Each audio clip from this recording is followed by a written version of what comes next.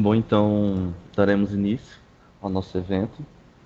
Gostaria de agradecer a presença de todos, a disponibilidade de estar aqui numa terça-feira, aprendendo, né, sobre, enfim, o uso de dados e como eles podem ser utilizados na construção de narrativas positivas sobre o meio ambiente. Nós convidamos aqui o Stefano, diretor executivo da Informaziona, nosso parceiro nesse evento. Esse evento faz parte da nossa iniciativa de combate à desinformação e construção de comunidades, né, dentro da plataforma HiveMind, que é a plataforma na qual vocês se inscreveram para fazer o registro nesse evento.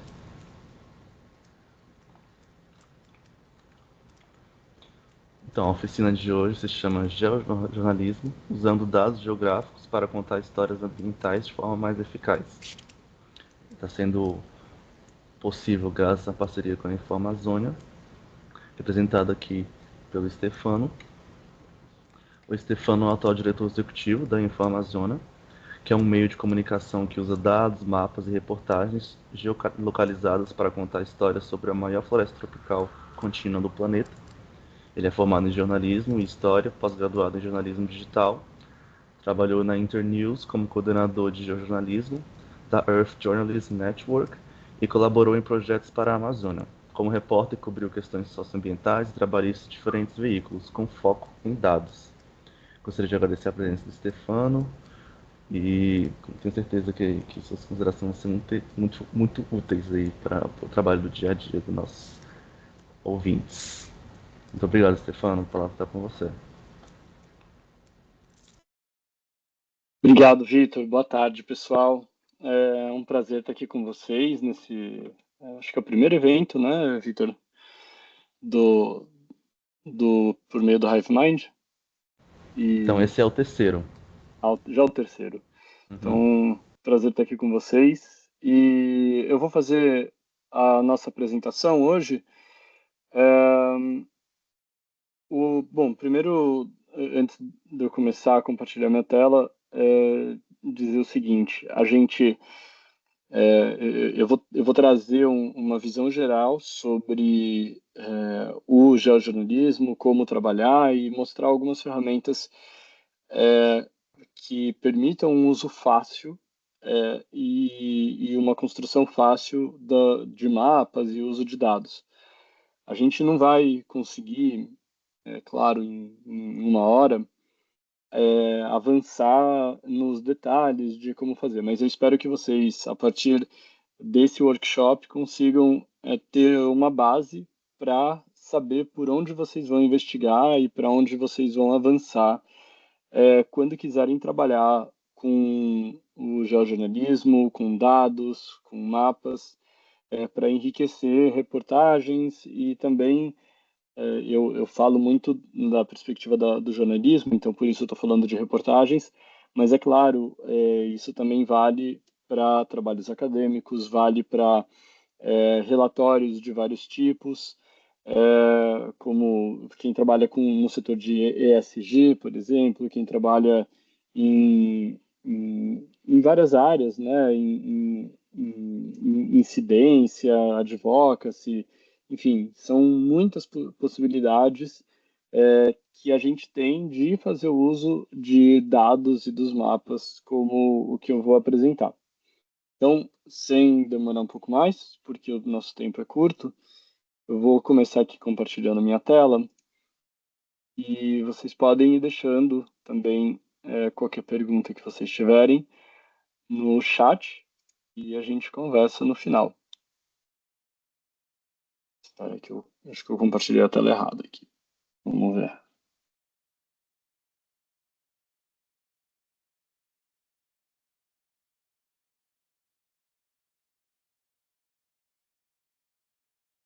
Deixa eu ver qual tela que está sendo compartilhada aqui. Ah, acho que está o Foi. certo. Agora foi. Foi? Uhum. Legal. É a tela inteira, né? Não é a tela do PowerPoint.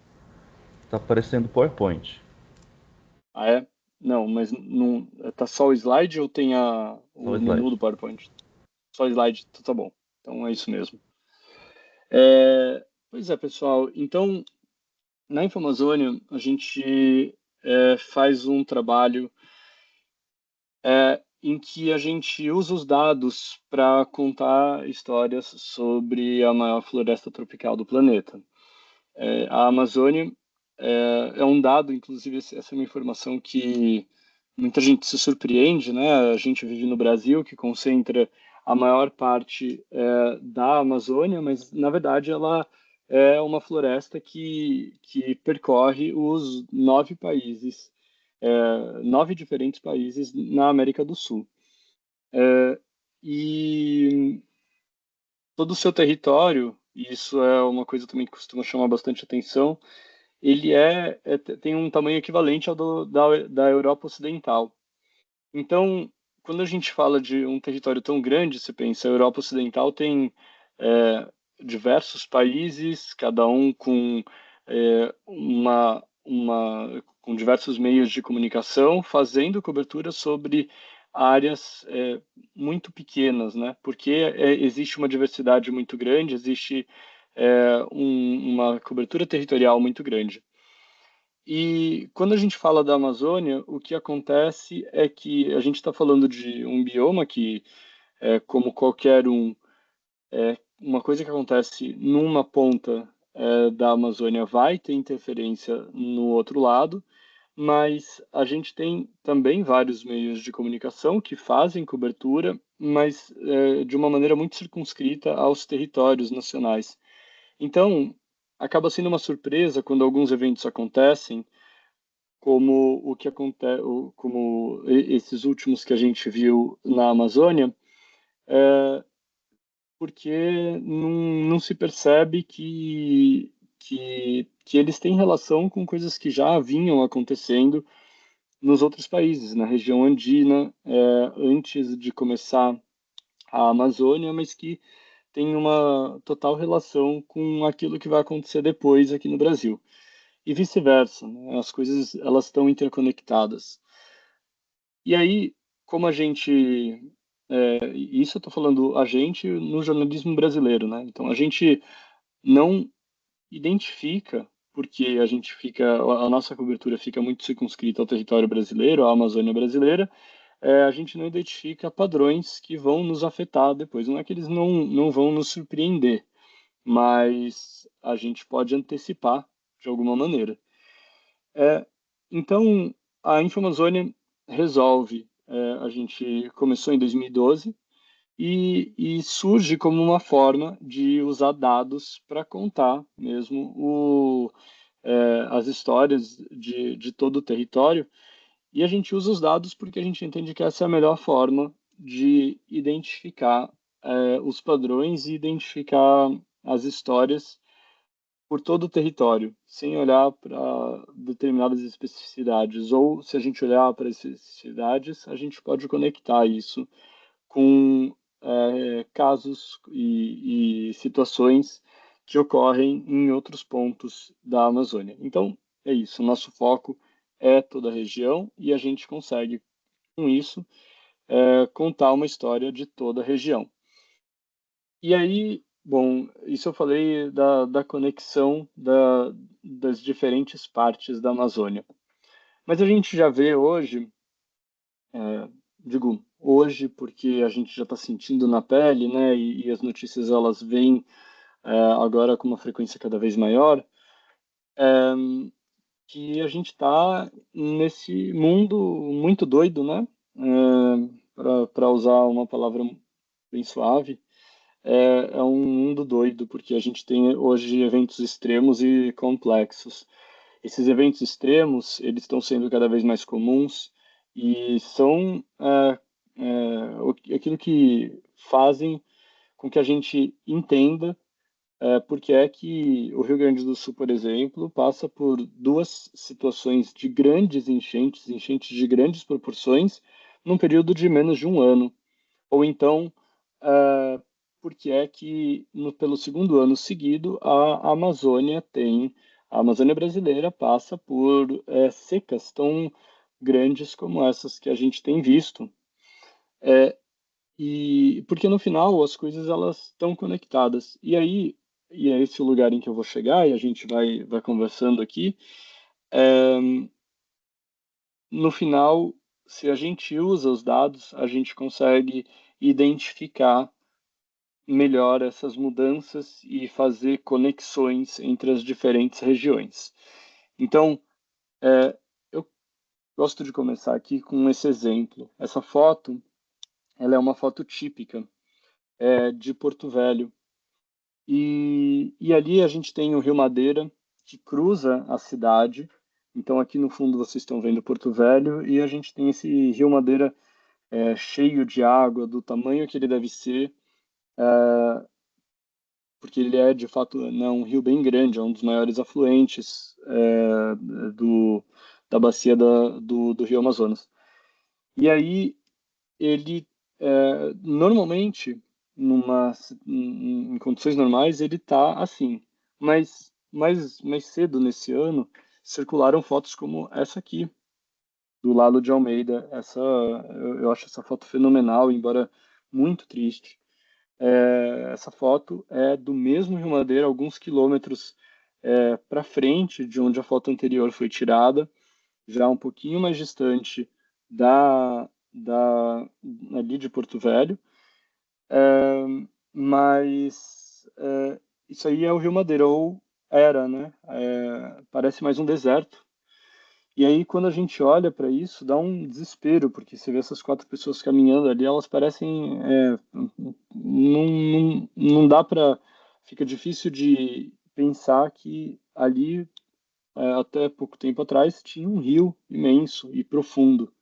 Mas ele está aí, né? Quer dizer, não está nesse momento, mas ele deveria estar. As águas deveriam estar aí.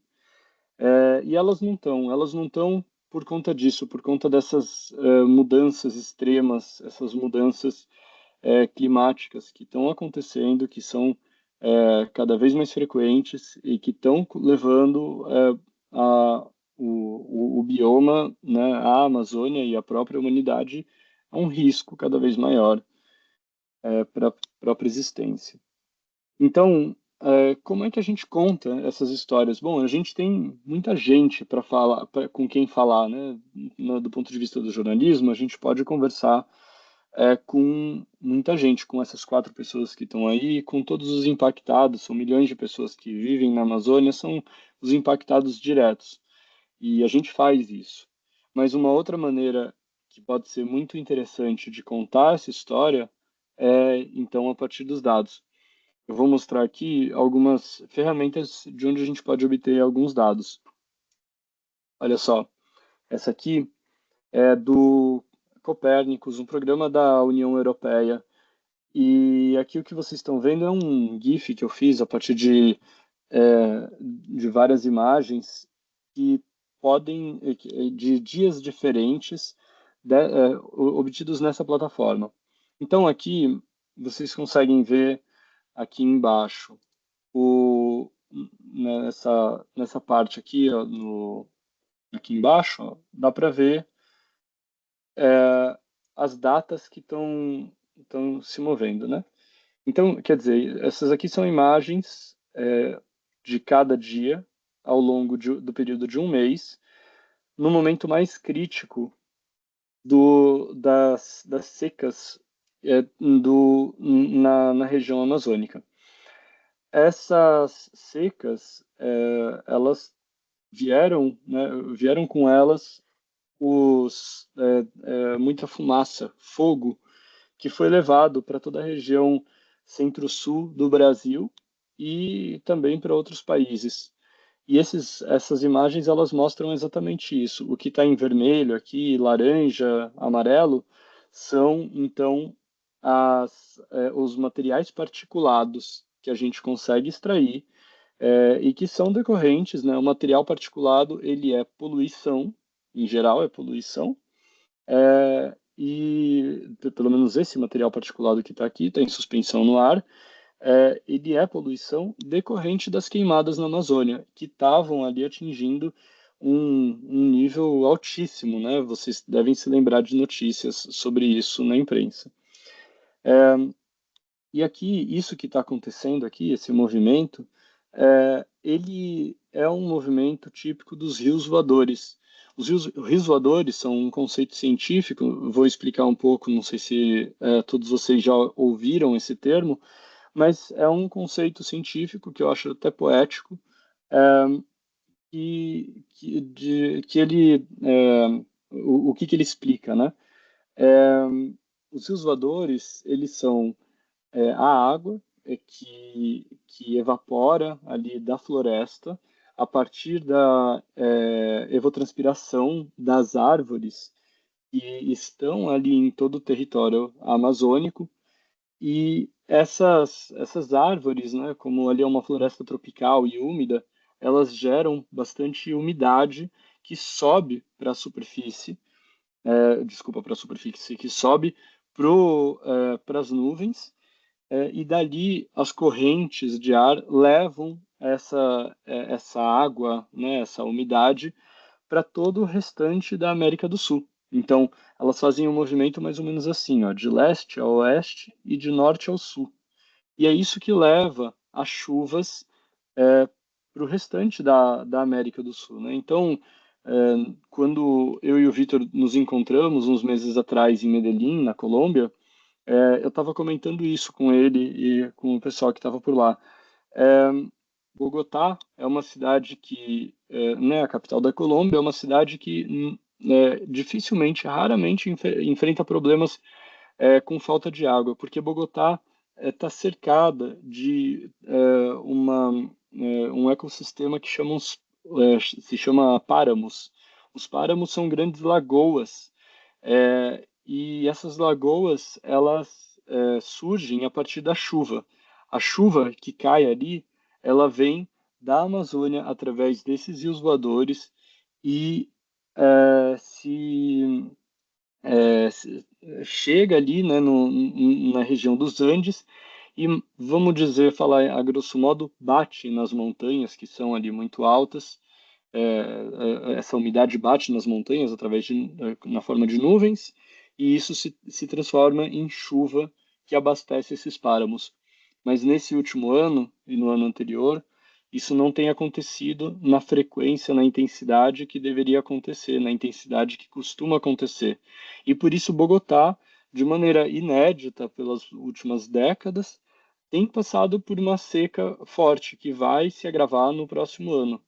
E vai se agravar justamente por conta da falta de água, da falta de chuva aqui nessa parte mais a leste da Amazônia, nessa parte mais oriental da Amazônia, que está sendo muito consumida por desmatamento. Isso não é do último ano, isso é das últimas décadas, né? Para vocês terem ideia, a Amazônia brasileira, ela, na verdade, de toda a Amazônia, é, ela nos anos 70 tinha menos de 1% da sua área devastada, e hoje a gente já chega a quase 20%, depende da medição, mas a gente já chega a um valor muito próximo de um outro conceito que é o ponto de não retorno. E aí eu não vou continuar explicando, senão a gente toma muito tempo, mas eu recomendo que vocês busquem por isso. Carlos Nobre é o cientista que trata desse tema. Mas então, o que que eu estou querendo dizer aqui? Eu estou contando essa história para dizer e para mostrar que a gente, quando faz essas análises dos dados, a gente consegue contar histórias sobre fenômenos climáticos que estão acontecendo e que são resultantes de várias outras histórias que também podem ser contadas. O desmatamento, as queimadas, o modelo de extração da natureza, de exploração da natureza. São muitas histórias que podem ser contadas e que desembocam nesse lugar. E a partir dessas muitas histórias, a gente consegue, ou para contar essas muitas histórias, a gente consegue usar dados como esses aqui, que inclusive são abertos, estão disponíveis para download. Vocês não se preocupem muito em anotar isso, não só porque vocês vão receber a gravação, como o Vitor comentou depois, mas no final eu vou deixar um documento para vocês acessarem e salvarem no computador de vocês com todos os links, tá? Então, essa é uma maneira que a gente tem, a gente usa os dados para contar essas histórias, mas daí por que geojornalismo? é geojornalismo porque a gente conta as histórias que a gente está contando com a ajuda das ciências da Terra. A gente está usando dados geográficos para fazer mapeamento, sensoriamento remoto e trabalhar os dados ambientais. Então, tudo isso é uma ideia de fazer jornalismo, que é um jornalismo em sintonia com o pulso do planeta, né? A gente usa os dados geográficos como indicadores daquilo que está acontecendo. E aí a gente usa escalas de espaço e de tempo para contar essas histórias. É, vai ficar mais claro agora no próximo slide. Assim, a ideia é, vocês podem pensar no geojornalismo, então esse jornalismo de dados que usa dados geográficos como camadas de informação. A gente conecta uma base que é um mapa, coloca em cima os dados geográficos, depois as histórias geolocalizadas, e a partir disso a gente junta tudo para contar histórias que podem ajudar a explicar o que, que está acontecendo em determinada região, o que, que é que está por trás daqueles dados. A gente junta as coisas e faz e conta essa história, né? Então, eu vou passar muito rápido por isso, só para dizer que existem várias formas de você fazer e aproveitar uma análise geoespacial. Você pode olhar para os dados pela sua resolução, então você identifica os dados a partir da extensão da área que você quer contar.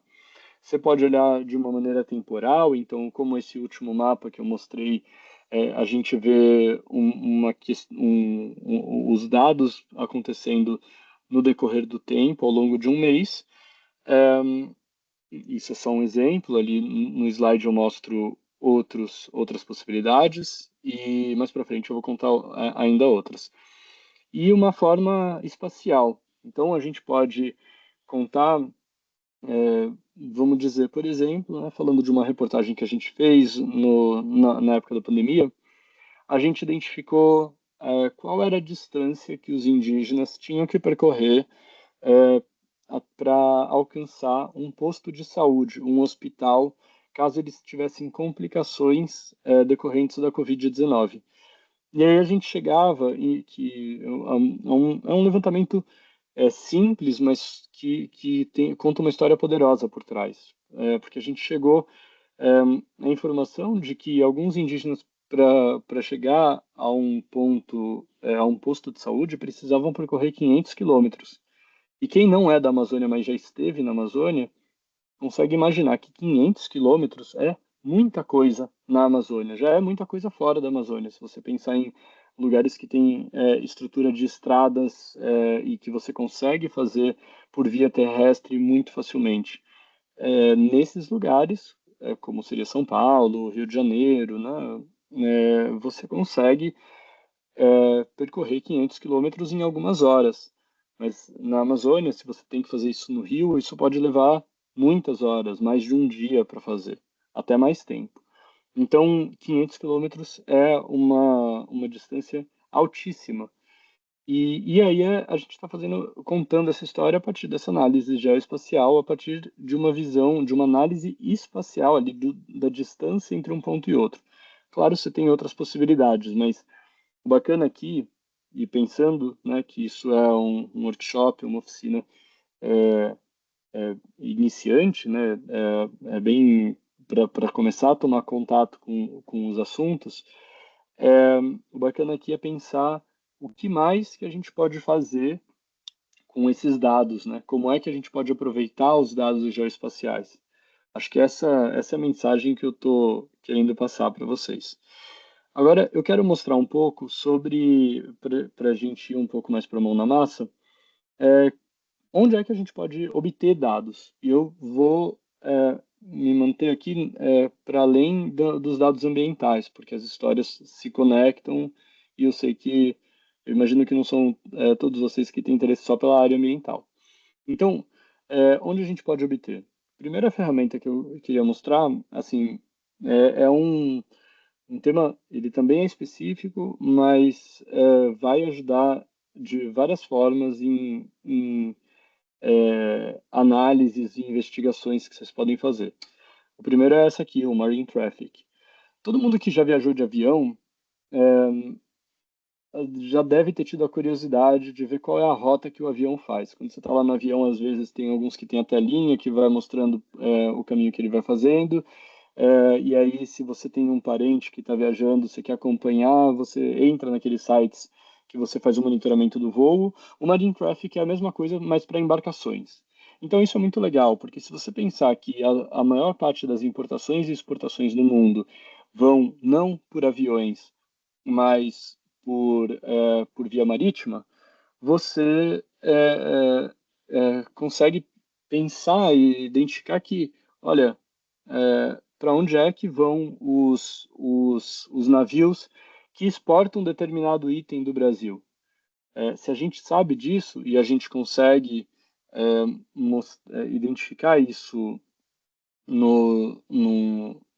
ali no Marine Traffic, a gente consegue identificar, né, contar uma história e ver que aquilo que está saindo aqui, talvez, de Manaus, para onde é que isso está indo, né? Isso pode ser muito interessante para falar, por exemplo, de minerais, né? Olhando para a minha área, que é do meio ambiente, eu poderia falar, para onde é que o ouro, para onde é que outros minérios estão indo, que são extraídos aqui direto do Brasil. Acho que isso pode ser uma base para várias histórias onde você já tem uma dica, alguma coisa, alguma ideia de algo que está acontecendo. Então, vocês podem fazer essa busca e o melhor, assim, é que esse pessoal, o Marine Traffic é uma ferramenta é uma ferramenta cara e paga, mas se vocês entrarem em contato com eles, é possível que eles disponibilizem os dados e análises de forma gratuita para vocês, se vocês fizerem uma conversa ali com eles, né? Para a imprensa, por exemplo, eles disponibilizam. Então, a gente tem, né, aqui navios, pensando aqui para dados de forma mais geral. Eu gosto bastante do Research Watch. O Research Watch permite que a gente busque por várias bases de dados. Aqui está mostrando 270, mas esse é um print mais antigo. Já tem mais do que isso, são mais de 300 bases de dados. E a gente consegue combinar essas diversas bases de dados num mapa. Então dá para fazer combinações que não fazem nenhum sentido. É só você querer fazer a combinação, mas claro que você vai provavelmente estar mais interessado em conectar temas de alguma maneira correlatos. E aí você consegue adicionar isso ao mapa e já fazer uma visualização. Para além disso, por aqui você consegue fazer o download dos dados e usar nas suas próprias visualizações ou até construir um mapa com essas camadas e já exportar isso para você incorporar numa história que você vai publicar na internet. O Research Watch é uma ferramenta muito legal. O Global Forest Watch é outra ferramenta muito bacana. O Global Forest Watch tem uma semelhança com o Research Watch, mas é muito mais voltado às florestas. Então, aqui você tem dados de desmatamento para todo mundo, dados de ganho de cobertura arbórea, né? Porque vamos pensar que não é só desmatamento que acontece, a gente pode ter reflorestamento, e tudo isso aparece aqui. Você tem vários outros dados existentes. É possível combinar e também incorporar num conteúdo, numa reportagem, enfim, na internet. Então, tem essa possibilidade. E aqui, já que eu falei de navios, eu gosto muito desse guia aqui. Infelizmente, ele não tá em português, mas ele tem vários idiomas. Então, os caras colocaram aqui, putz, tem o quê? Uns 10 idiomas diferentes. Só não tem português. Mas está aqui em espanhol, para quem não sabe inglês, ou sei lá, qualquer um desses aqui, ucraniano, sei lá, acho que tem russo aqui. É, Acho que já dá para se guiar por aqui, porque esse guia de IJN ele mostra diversas ferramentas que vocês podem usar para rastrear aviões. Aí não é uma só, não é o Marine Traffic, a gente pode usar diversas ferramentas para fazer esse rastreamento. E aí se fazem várias coisas a partir disso, né? Tem até os usos menos significativos, pelo menos jornalisticamente falando. Eu me lembro de um cara que criou um bot no Twitter que indicava cada vez que o avião do Elon Musk subia voo e depois pousava. E ele usava alguma dessas ferramentas por aqui. Era de uma forma automatizada. Inclusive, até foi um dos bots que o Elon Musk derrubou assim que ele comprou a plataforma. Mas é isso, assim, a gente pode fazer desde um acompanhamento assim que tem menos relevância jornalística, como fazer um bot que posta no Twitter para onde que o Elon Musk está indo com o seu avião, mas a gente também pode fazer outras análises. E eu vou mostrar depois algumas possibilidades aqui, mas particularmente sobre aviões, também dá para pensar nessa lógica, né? Produtos exportados, produtos contrabandeados, tráfico, a gente pode olhar muito por aí.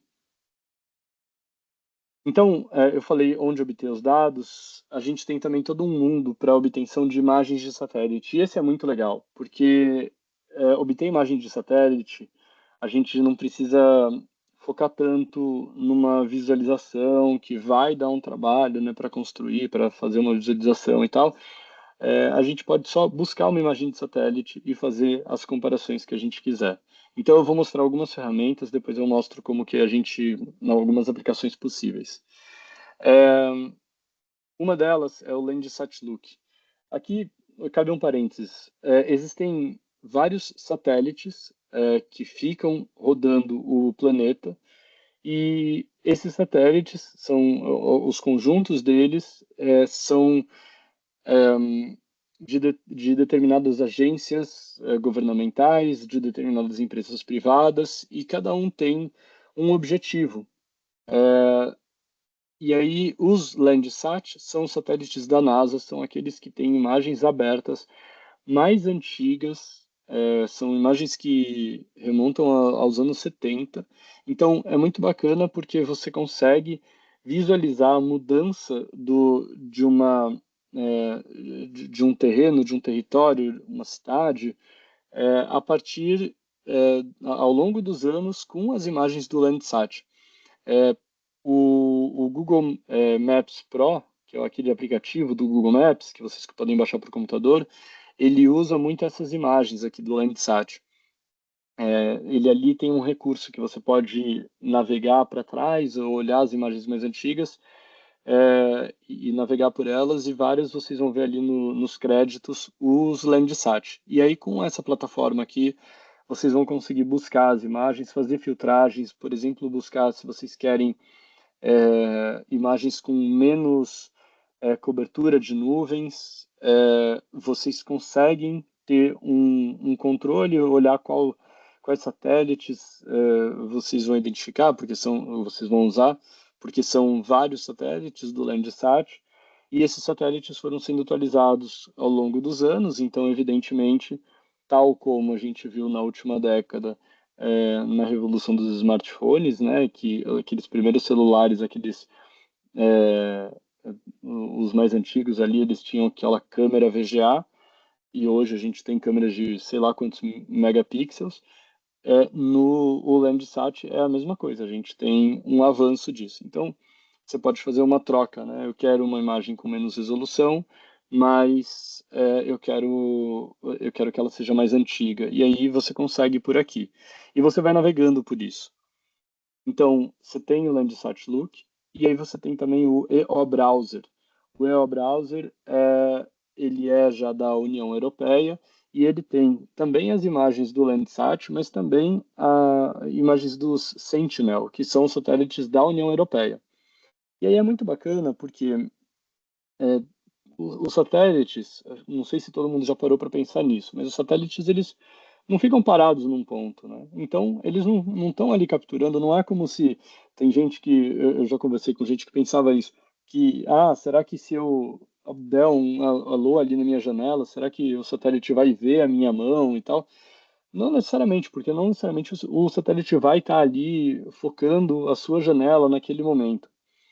Os satélites eles giram em torno da Terra, igual a Lua gira em torno da Terra. Então, eles não vão passar todos os dias e todas as horas sobre os mesmos lugares.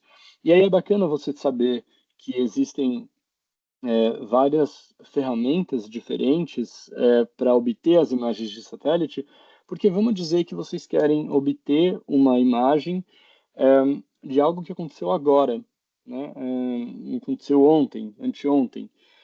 Talvez vocês não consigam hoje a imagem, mas amanhã, se vocês ficarem atentos e souberem qual que é o calendário, quando é que o satélite vai passar por aquela área que você tem interesse, você consegue fazer ou escolher o satélite e já buscar no conjunto de imagens de satélite daquele que vai te trazer a imagem que você busca, né? Que é da data que você busca.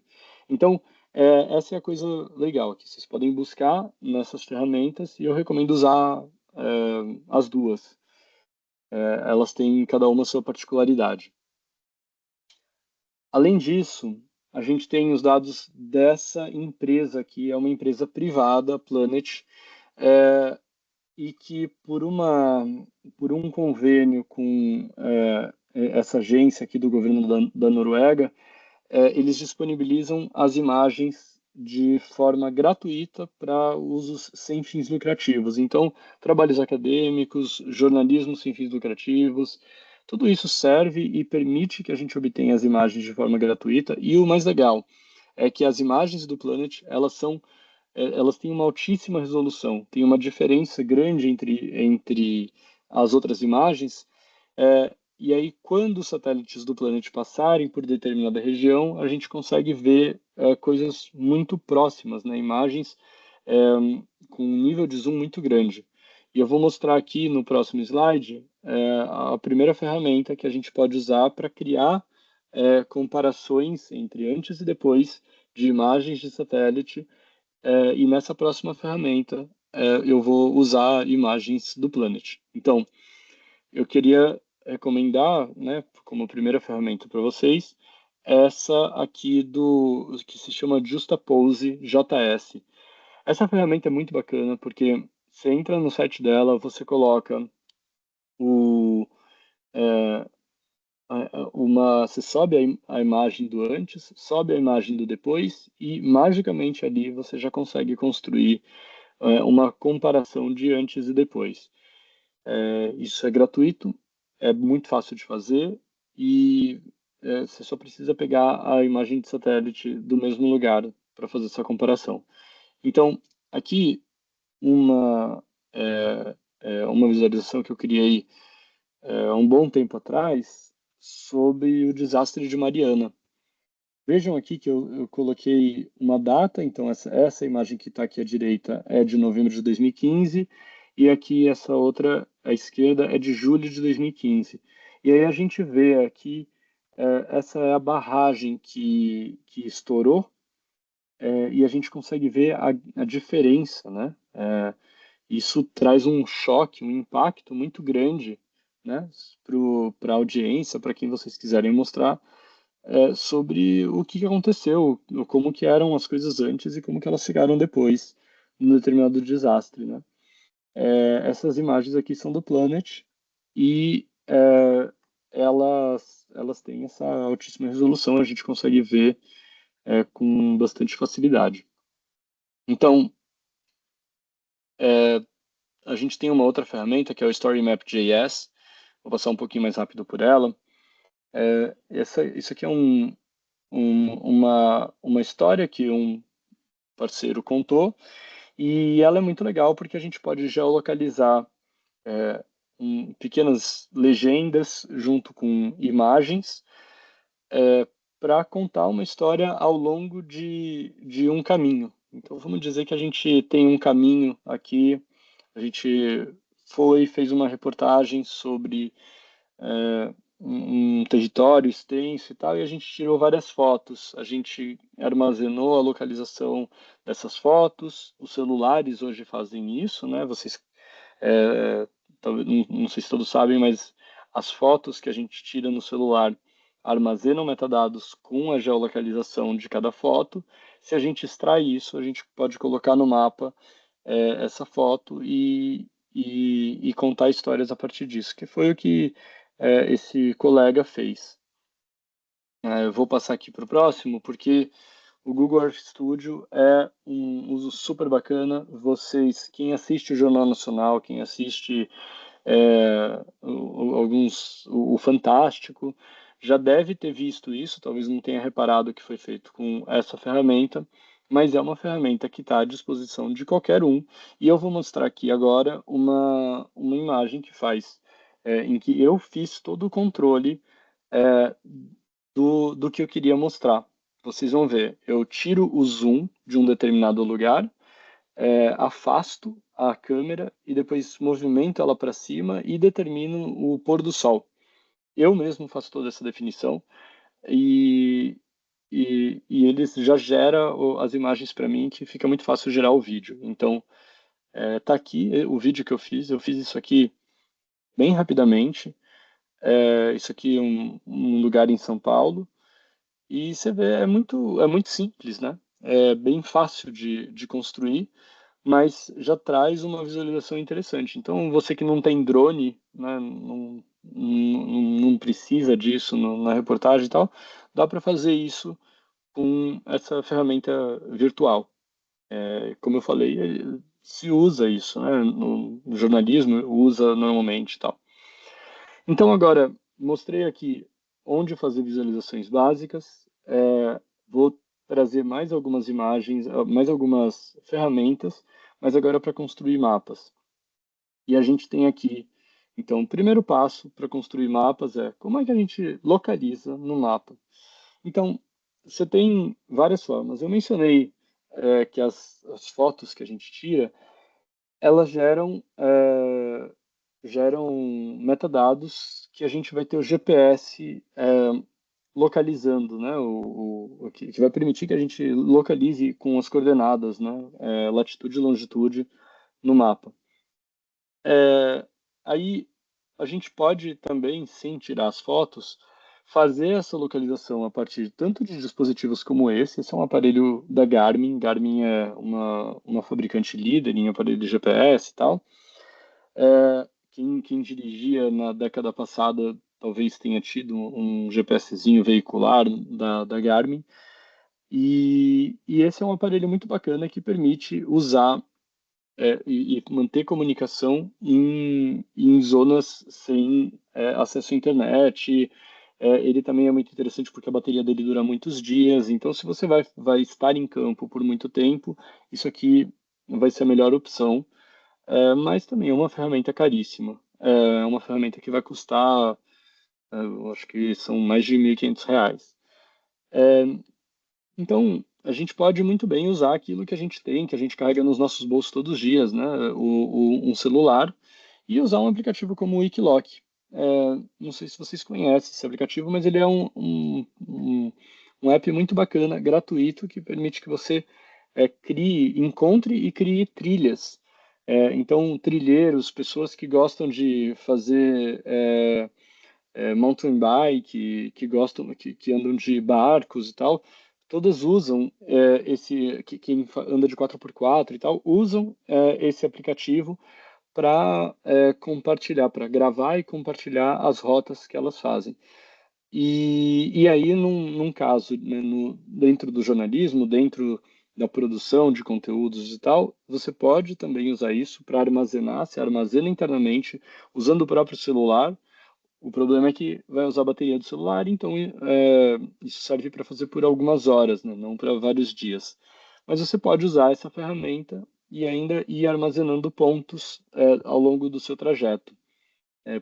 Quando você decide contar uma história com aquela ferramenta, como que eu mostrei, o StoryMap.js. Então, depois que você sabe localizar, para criar os mapas, Vocês podem usar aqui a primeiríssima. Se quer começar a montar mapas, eu vou recomendar o Google My Maps. É uma ferramenta do Google, parecidíssima com o Google Maps. Todo mundo aqui usa o Google Maps, então é a forma mais fácil de começar a usar, mas também por isso ela é muito limitada. Depois no documento que eu compartilhar com vocês, vai ter os limites de cada uma das ferramentas que eu estou mostrando aqui. Mas aí no Google My Maps é isso. Você pode montar uma tabelinha. E isso aqui é um levantamento que eu fiz, né, de apartamentos que tinham em São Paulo. É, e aí você coloca tudo isso, todas essas informações numa tabela e insere isso no mapa a partir do endereço. É super bacana, super fácil.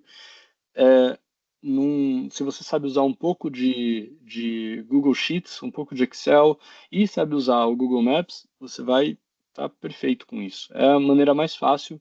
Recomendo de olho fechado quem quer começar a criar alguma coisa em mapa. Começar por aqui.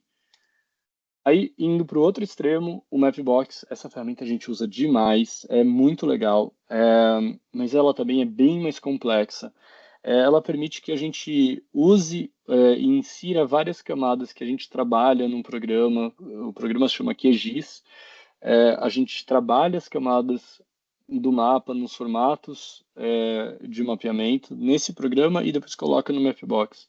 E a partir dali, é, a gente pode construir mapas, mas aí a gente precisa de conhecimentos de HTML, de programação e tal, para criar interatividades. Então, eu diria assim, é legal conhecer o Mapbox para saber o que falar com quem vocês forem falar quando vocês estiverem trabalhando com uma equipe, alguma coisa assim, é, e que possa desenvolver um mapa com base nisso. Inclusive isso, pessoal, acho que é uma tônica também. Vocês não precisam saber de cabo a rabo fazer essas coisas. É legal aprender e conseguir riscar, arranhar a superfície.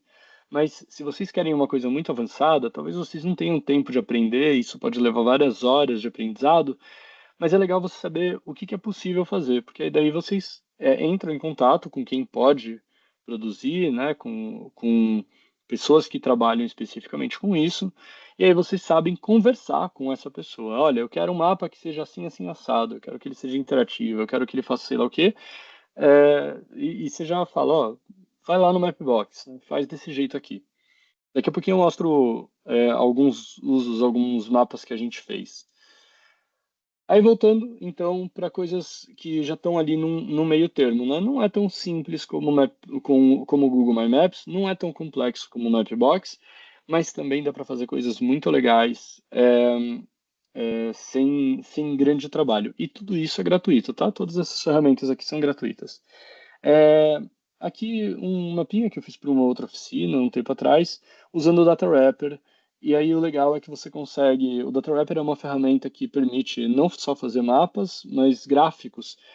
Se vocês leem, eu tenho certeza que a Folha e sei de outros jornais, não me lembro quais, usam uma versão mais leve ou mais simples do Data Wrapper nos seus infográficos. Então, vocês podem fazer infográficos como os grandes jornais, sem muito conhecimento técnico. O Data Wrapper é a ferramenta para isso. Aqui eu tenho um mapinha criado com indicações de coisas e tal, né, coisas que eram importantes para essa região. Mas eu não preciso fazer só mapas, aqui eu também posso fazer gráficos de barras, de linhas e tal.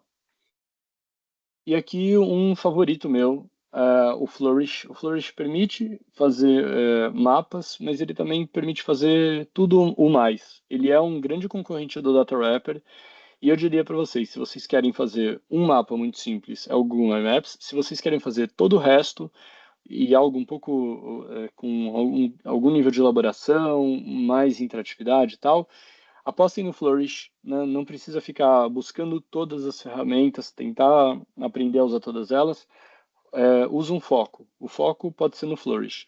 E o Flourish ele vai permitir fazer visualizações super interessantes, sem muito trabalho. Eu também vou mostrar um exemplo de como se faz. Eu estou terminando aqui a apresentação, mas eu vou aqui num exemplo mais complexo primeiro. Esse aqui é um especial que a gente fez, uma investigação que a gente fez ao longo de 1 ano e meio, e isso aqui é um story map que a gente fez usando como base o Mapbox. Então vocês veem aí, só para dar uma ideia do potencial e do que mais a gente consegue fazer ao contar histórias com os mapas. Então vocês vejam que você vai descendo, aqui eu estou descendo o mouse, e o mapa vai se movendo, ele vai trocando as camadas que estão no mapa e a história aqui vai mudando, de modo que eu posso ir explicando o que as camadas do mapa estão mostrando, né? Então, aqui a gente fez, isso aqui não é uma ferramenta simples, a gente usou um conhecimento especializado para isso, mas é possível a gente chegar até nesse lugar. Aqui alguns desenvolvimentos, já não tem tanta relação com as ferramentas, mas é só para mostrar para vocês também um pouco do que a gente desenvolveu. E aqui um mapa mesmo, um mapa já não é um story map, que permite que a gente selecione camadas para identificar, nesse caso aqui, onde grupos criminosos estão presentes na Amazônia, nos municípios que a gente identificou. Isso é um especial, então, como eu estava comentando, o Amazon Underworld é um trabalho que a gente desenvolveu ao longo de 1 ano e meio, em que a gente investigou a presença de grupos criminosos em diversos países da Amazônia e a relação transfronteiriça entre eles. A gente percebeu, antes de avançar para esse slide, a gente percebeu que esses grupos criminosos, como por exemplo o Comando Vermelho, o PCC, já tinham relação e presença em outros países, né? Uma situação bastante grave, e a gente conseguiu demonstrar isso, mostrar isso para a audiência dessa maneira aqui com os mapas. Fica muito bacana, traz uma visualização muito potente, que vai além do texto e permite também que a gente consiga usar os benefícios da interatividade, né, que a internet possibilita, para ver aquilo que eu, como leitor, posso achar interessante, mas que a Infamazônia optou por não publicar no detalhe e tal. Então, ali a gente, no nosso texto, a gente faz um apanhado geral, mas permite que o leitor encontre a informação do local que ele tem mais interesse, do município que ele tem mais interesse, enfim. Bom, agora indo para uma coisa já bem mais fácil de fazer, mas que ainda assim é super potente. Aqui uma visualização que a gente criou para uma reportagem sobre a seca severa que a Amazônia Legal brasileira estava vivendo.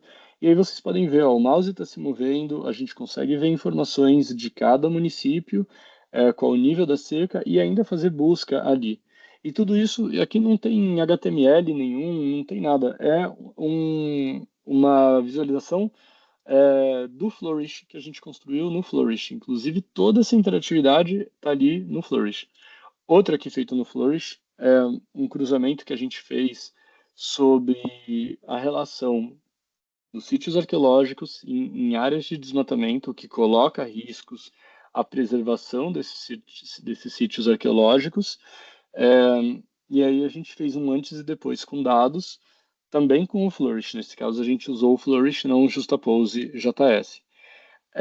Então, agora sim, para finalizar, as ferramentas, então vocês podem entrar nesse link, tá aí o código QR, tá aí o endereço. Vocês podem acessar esse link e ter acesso a um documento onde eu passo os links de todas as ferramentas.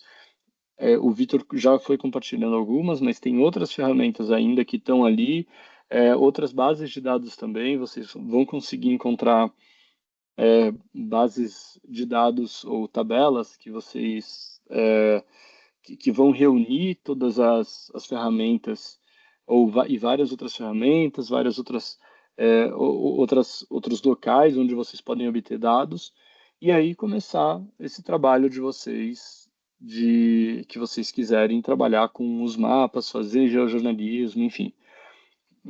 Recomendo muito que vocês salvem esse documento por aí e consultem sempre que vocês quiserem brincar com isso.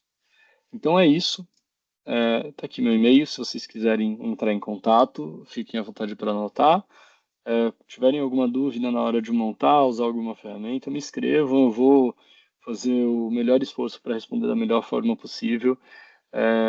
Mas fiquem muito à vontade para me escrever. Bom, essa era a apresentação. Obrigado por assistir até aqui e vou continuar. Bom, se a gente puder, né, Vitor? Não sei se a gente pode, porque a ideia era continuar, era finalizar agora às 4, mas Isso. se houver mais uns minutinhos, eu estou disponível para tirar qualquer dúvida que vocês tiverem. Obrigado, gente. Obrigado, Stefano. Ótima apresentação. Já tinha visto lá na Medellín, né? Fiquei surpreendido e queria, achei interessantíssimo trazer esse conhecimento para o nosso público também. Se alguém tiver alguma pergunta, quiser colocar no chat ou mandar um e-mail, também a gente está disponível aí para responder. O Stefano colocou o link ali no fim da apresentação, mas a gente vai também enviar por e-mail nos próximos dias, junto com a gravação do evento. E também um link para avaliação, né? Porque a gente quer receber esse feedback de vocês, saber o que a gente pode melhorar para eventos futuros, receber sugestões também de temas que vocês tenham interesse. Mas é isso, não sei se alguém quer comentar algo. Pessoas elogiaram aqui, Stefano, na apresentação. Acho que não tem nenhuma pergunta. É isso. Então gostaria de agradecer novamente pela presença de todos, pela apresentação do Stefano. E é isso, tenham um ótimo dia e agradeço novamente. Stefano, muito obrigado, viu? Espero que a gente possa colaborar em outras iniciativas no futuro. Bom, obrigado, gente. Obrigado por assistir aqui até o final. Qualquer coisa, então, como o Vitor comentou, podem me escrever à vontade. Eu acabei de colocar o link aí no chat.